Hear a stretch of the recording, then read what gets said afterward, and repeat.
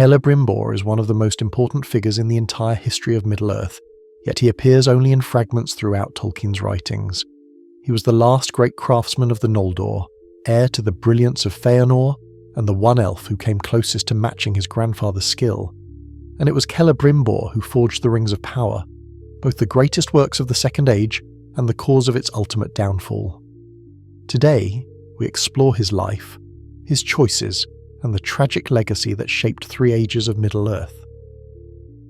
Hello everyone, and welcome to Storyteller's Codex. Here we delve deep into the rich lore of the Lord of the Rings, a song of ice and fire, and the vast worlds beyond.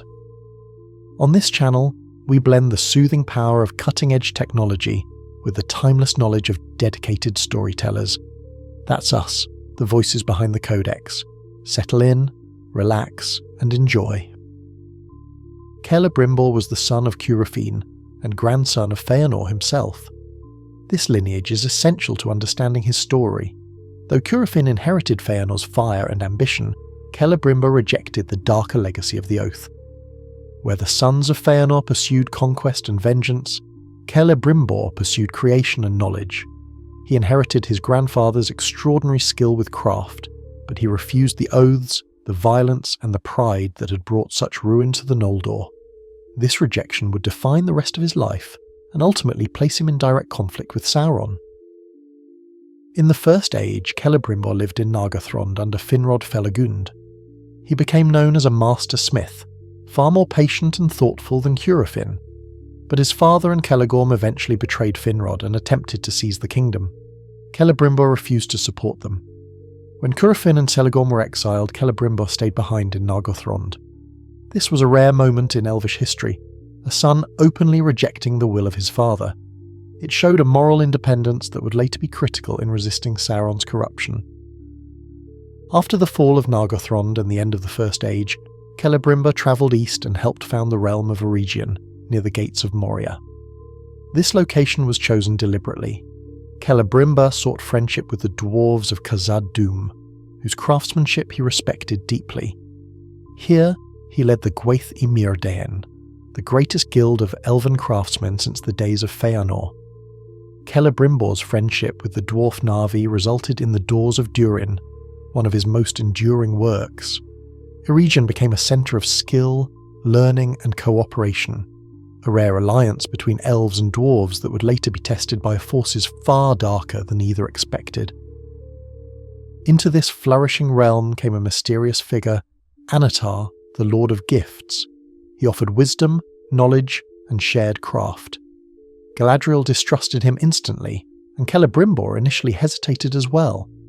But Annatar possessed deep knowledge of the forging arts, and the Gwaith y Myrdaen became eager to learn. Annatar was, of course, Sauron. Though he never revealed his true form, Sauron targeted Celebrimbor specifically, seeing in him the skill of Fëanor and the potential to create artifacts of immense power. And Celebrimbor, seeking mastery of his craft, opened his workshop to him. Under Annatar's guidance, the elven smiths forged many rings of power, lesser rings designed to enhance skill, healing, or perception. But Celebrimbor alone crafted the 3 rings without Sauron's influence. These were masterpieces, Vilya, Nenya, and Narya.